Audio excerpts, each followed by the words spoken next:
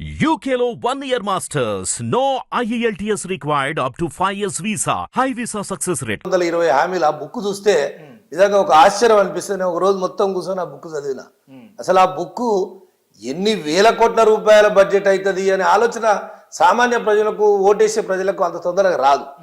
అంటే ఏదో తాత్కాలికంగా వీళ్ళు కూడా ఇస్తారు, ఇది బాగుంది పరిపాలన, కానీ సరే ఇంకొకసారి ఇది కూడా చూద్దామనేది కొంతమంది చూసారు. అయినా ఓడిపోయినప్పటికీ దాదాపు 39 సీట్లు వచ్చినాయి. ఇప్పుడు నిజంగానే ఆంధ్రాలో ఓడిపోయినట్టు ఏదో 10-11 సీట్లు వచ్చినాయి, 150 170 సీట్లకు 10 వచ్చినాయి అనేది కాదు కదా.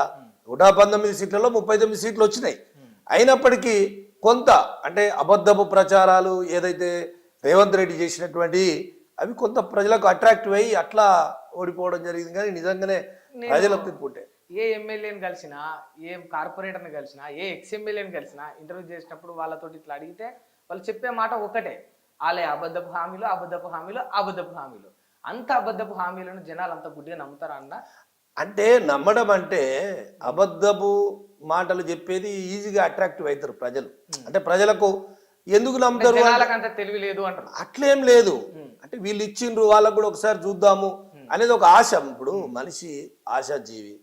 ఆశాజీవులలో మనుషులు మొదటి రకం ఉంటారు. అంటే ప్రతి ఒక్కరం కూడా అరే ఏదో జరుగుతుందట కదా అని అనుకున్నారు. అయినా కొంత ఏమరపాటు అంటే అటు ఇటు కాకుండా వచ్చినటువంటి రిజల్టే కానీ మొత్తం వ్యతిరేకత వచ్చి ఏదో 15 సీట్లు వచ్చినాయి అనేది కాదు. ఆ ఓడిపోవడం కూడా కొంతమంది అంటే సగటు మనుషులలో కొంతమంది ఉంటారు, కొంతమంది చిన్నగా ఉన్నట్టు రైతులు ఉన్నారు. రైతులకు రైతు బంధు అనేది ఇంత ముందుకు అసలు ఈ ప్రపంచంలో ఎక్కడ రైతు బంధు అనేది లేదు. అంటే రైతులకు 10,000 రూపాయలు మనం ఇచ్చి అంటే 6 నెలలకు ఒక పంట వస్తుంది, ఆ పంటకు పెట్టుబడి సాయం కింద. ఎందుకంటే ఇంత ముందుకు మనం కాంగ్రెస్ ప్రభుత్వంలో చూసినాం మైక్రో ఫైనాన్స్లు వచ్చేది. మైక్రో ఫైనాన్స్లు అంటే పెట్టుబడి లేనప్పుడు ఏదో ఒక చోట మైక్రో ఫైనాన్స్లు వచ్చి పైసలు ఇచ్చేది. ఆ పైసలతోని వడ్డీ కట్టలేక అసలు నానా ఇబ్బంది పడి పంట అమ్ముకున్నా తీరనటువంటి పరిస్థితిని ఆలోచన చేసి కేసీఆర్ గారు రైతులకు పెట్టుబడి సాయం అందాలని రైతు బంధు పేరు మీద ఇచ్చాడు. ఈయన 10,000 ఇస్తే నేను 15,000 ఇస్తా అన్నాడు. అరే నిజంగానే ఇస్తాడో ఏమో అని ఒక ఆశపడటంలో తప్పు లేదు కదా. అట్లా ఆశపడి కొంతమంది దాంట్లో మొత్తం అందరు వేసిరా అంటే వేయలే, కానీ కొంతమంది సగటులో ఉన్నటువంటి 100 మందిలో కొంతమంది కొంచెం బెండయి చూద్దాంలే అని చెప్పి అనుకున్నారు. కానీ ఇంకొక మాట, అట్లా కూడా అనుకున్నటువంటి ప్రజలు ఏమనుకున్నారు అంటే ఇక్కడ ఎమ్మెల్యేలు కొంత ఎమ్మెల్యేల మీద వ్యతిరేకత. ఆ ఎమ్మెల్యేల మీద వ్యతిరేకత ఏం చేశారంటే ఇక్కడ ఈ ఎమ్మెల్యే ఓడిపోయినా కేసీఆర్ ఎట్లయినా గెలుస్తాడు అంటే 10 సంవత్సరాలు ప్రభుత్వం ఉంది కాబట్టి ఆ 10 సంవత్సరాల్లో మనిషి 10 సంవత్సరాలు చేయగానే కొంత వ్యతిరేకత, వాళ్ళ యాటిట్యూడ్ కావచ్చు, వాళ్ళ ప్రవర్తన కావచ్చు, సరే వీళ్ళకు ఉన్నటువంటి కార్యకర్తలకు ఉన్నటువంటి ఆశలు కావచ్చు, కార్యకర్తలకు ఇంకా అద్భుతంగా జరగాలని చెప్పి ఉండొచ్చు. అటువంటి దాంట్లో కొంత 10 సంవత్సరాలు అయిపోయింది, కొంచెం మనోభావాలు దెబ్బతింటాయి. అంటే మీరు మీ నియోజకవర్గంలో మీ ఎమ్మెల్యే చూపించిందన్న యాటిట్యూడ్ వ్యతిరేకత అంటే చూయించిందా చూయించలేదా అనేది ప్రజలు నిర్ణయించారు కదా.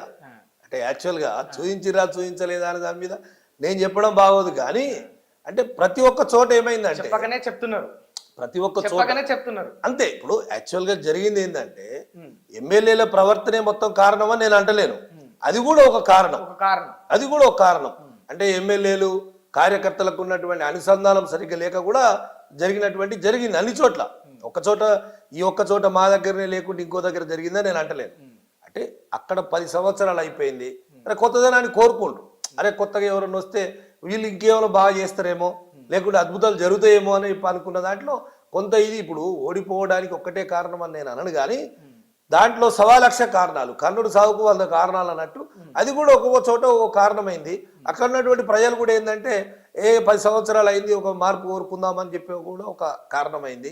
అట్లా రకరకాల కారణాలతోని ఓడిపోవడం జరిగింది, కానీ అదొక్కటే కారణం అని నేను చెప్పను.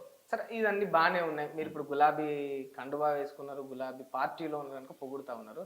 ఇప్పుడు నేను నెక్స్ట్ మాట్లాడేది మీ మనసుకు నొచ్చుకుంటుండొచ్చు, కొంచెం కానీ స్ట్రేట్ గా చెప్పండి అన్న. కాంగ్రెస్ పార్టీలో గెలిచిన మీరు, తర్వాత ఓడింది మీరే, గెలిచింది మీరే కాంగ్రెస్ పార్టీలో. దాన్ని వదిలేసి బీఆర్ఎస్ పార్టీలోకి వచ్చిండ్రు. సరే పార్టీ మార్పులు ఒకసారి ఒక వ్యక్తికి సహజం అనుకోవచ్చు. గులాబీ రంగు పార్టీని మళ్ళీ వదిలి అటు మళ్ళీ బీజేపీలోకి పోయి మళ్ళీ బీజేపీని వదిలేసి మళ్ళీ ఇందులోకి వచ్చి ఇప్పుడు మళ్ళీ ప్రజలు నమ్ముతారంటారా అన్న మిమ్మల్ని? ఇప్పుడు తిరగక ముందుకి పార్టీలు మారిస్తే అయితే ఎప్పుడు నమ్మరు ప్రజలు. అంటే ప్రజాక్షేత్రంలో దేనికన్నా ఆశపడో అంటే నేను ఈ పదవి మారినప్పుడు అల్లకపోతే నేనేం పదవి తీసుకోలేదు. ఇప్పుడు నేను కేవలం మారింది దేనికోసము, నేను మళ్ళీ కాంగ్రెస్ గురించి మీరు చెప్తున్నారు కాబట్టి ఆనాడున్న కాంగ్రెస్ వేరు, ఇవాళ ఉన్నది కాంగ్రెస్ వేరు.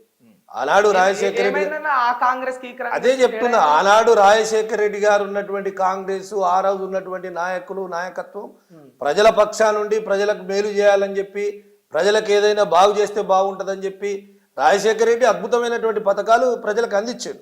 కానీ ఇవాళ రేవంత్ రెడ్డి ఎప్పుడైతే కాంగ్రెస్ పిసిసి ప్రెసిడెంట్ అయిండో, ఇది కనీసం ఏమైపోయిందంటే రేవంత్ కాంగ్రెస్ అయిపోయింది తప్ప మన నేషనల్ కాంగ్రెస్ గా పనిచేస్తలేదు. ఇంత పెద్ద కాంగ్రెస్ పార్టీ ఒక రేవంత్ కాంగ్రెస్ అయిపోద్దా అన్న? అంతే కదా, అబద్ధపు ప్రచారాలు ఏ విధంగా చెప్పిండో అట్లనే అధిష్టానాన్ని కూడా ఆ విధంగా ఒప్పించో మెప్పించో రకరకాల కారణాలతోని ఆయన గ్రిప్ లో తెచ్చుకునే అధిష్టానానికి ఆ మాత్రం తెలివి జ్ఞానం ఇంకిత జ్ఞానం ఉండొచ్చు. కానీ నేను మళ్ళా కూడా చెప్తున్నా ఏంటంటే, అబద్ధం ముందు నిజం ఓడిపోతుంది. రేవంత్ రెడ్డి అబద్ధం 100%. రేవంత్ రెడ్డి అబద్ధం మనిషే, అబద్ధం మనిషేంది. ఇప్పుడు ఆయన జీవితం అంతా అబద్ధాలతో కూడిందే కదా. ఎన్నడూ ప్రజా పరిపాలన చేయాలని ఎన్నడూ ఆలోచన చేసిండు. అదే సోనియా గాంధీని, ఇప్పుడు నీకు చెప్పినటువంటి మాట, సోనియా గాంధీని బలిదేవత అన్నాడు. అబద్ధమా కాదా? సోనియా తెలంగాణ ఇచ్చిందని మేము కూడా అంటున్నాం. తెలంగాణ ఇచ్చిన వాళ్ళు ఎవరైనా సరే తెలంగాణ ఇచ్చింది అని చెప్పి గొప్పగా చెప్తాం. కానీ ఆనాడు తెలంగాణ ఎందుకు ఇచ్చింది, ఆమె ఇంతమంది బలి తీసుకొని బలిదేవత అని చెప్పినట్టు రేవంత్ రెడ్డి అదే కాంగ్రెస్కి వచ్చి ఇవాళ పరిపాలన చేస్తున్నట్టు ఎవరు నమ్మాలి? అంటే ఇప్పుడు మీరు చెప్పినట్టుగా అబద్ధాలుగా మిగిలినాయి అంటే నిజం ముందు అబద్ధం ముందు నిజం ఓడిపోయింది కదా. మరి దానికే ఇవాళ కాంగ్రెస్ ఆనాడు ఉన్నటువంటి పరిస్థితి వేరు. ఇవాళ కాంగ్రెస్ ఆ రోజు రాజశేఖర రెడ్డి గారి మాట ఇస్తే మాట నిలబెట్టుకునేది.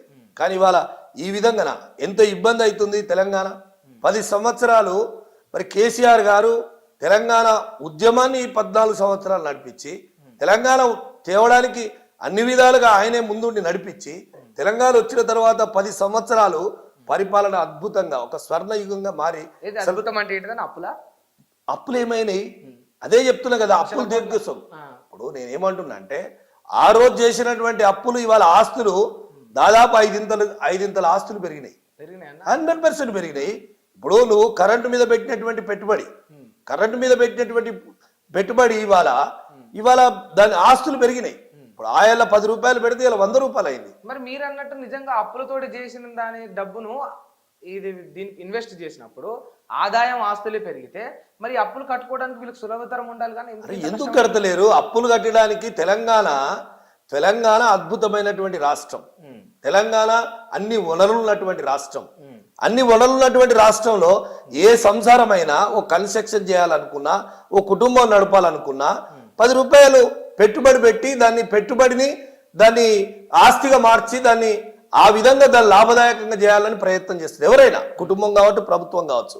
ఏదైనా కాళేశ్వరం కట్టకుంటే ఇన్ని లక్షల ఎకరాలు ఎట్లా మారేది? కాళేశ్వరానికి అప్పులు ఉన్నాయనే కదా, అప్పులు తెస్తేనే కదా. అప్పు తెచ్చి కడితే మరి తెలంగాణలో ఉన్నటువంటి రైతుల ఆదాయం పెరిగింది. తెలంగాణ ఇవాళ అన్నపూర్ణగా మారి దేశానికి అన్నం పెట్టేటువంటి స్థాయికి ఎదిగిపోయింది ఇవాళ తెలంగాణ. అంటే ఎట్లొచ్చింది అంటే, అప్పు తెచ్చి దీన్ని చేస్తే ఇవాళ ఆస్తులైనాయి కదా. ప్రభుత్వం గొప్పదే అంటారు.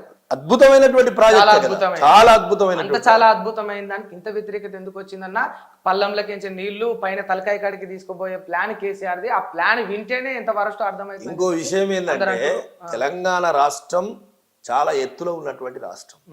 దానికన్నా మించిన మార్గం లేదు.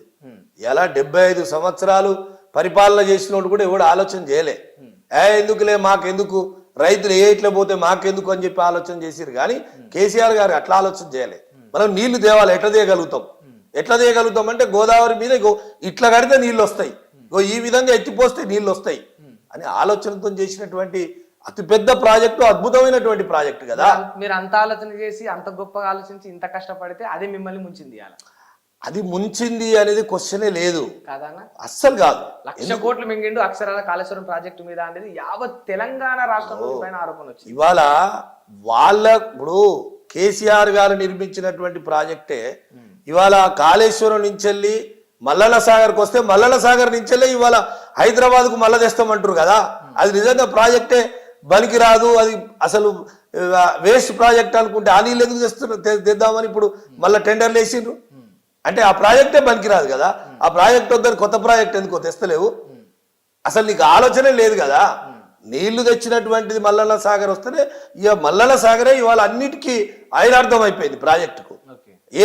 ఎక్కడికి నీళ్లు పోవాలన్నా, ఏ నియోజకవర్గానికి నీళ్లు పోవాలన్నా అక్కడి నుంచి ఎత్తిపోతలు పోస్తే మల్లన్న సాగర్ నుంచి మళ్ళీ పంపింగ్ జరుగుతూ ఉంది. గ్రావిటీ ద్వారా పోతా ఉంది. కొండపోచమ్మ కావచ్చు, మా దగ్గర నీళ్లు కావచ్చు, ఇంకో దగ్గర నీళ్లు కావచ్చు. ఎక్కడైనా నీళ్లు పోవడానికి ప్రాజెక్టు నిర్మించకుంటే ఎట్లా ఒడ్లు పండుతాయి, ఎట్లా వ్యవసాయదారులు బతుకుతారు. తర్వాత మిషన్ భగీరథ్ చేసిండు. మిషన్ భగీరథ్ ద్వారా నీళ్లు ప్రతి ఒక్క ఇంటికి మంచినీళ్ళు వస్తా ఉన్నాయి. ఇవాళ ఎక్కడ ఉందా, ఏ రాష్ట్రంలోనో ఇంత అద్భుతమైనటువంటి ప్రాజెక్టు కట్టింది ఉందా? మిషన్ భగీరథకు మరి ఒకవేళ బడ్జెట్ లో లేకుంటే అప్పు తెచ్చి కట్టిర్రు, కానీ దానివల్ల మనం ప్రజలైతే బాగుపడి నీళ్లు తాగుతున్నారు కదా. అది అప్పు కింద ఎట్లయితుంది? అది ఆస్తి కింద చూడాలి కదా. ఆస్తి కింద చేసి ఇన్వెస్ట్ చేసి తెలంగాణ ప్రజల మీద కేసీఆర్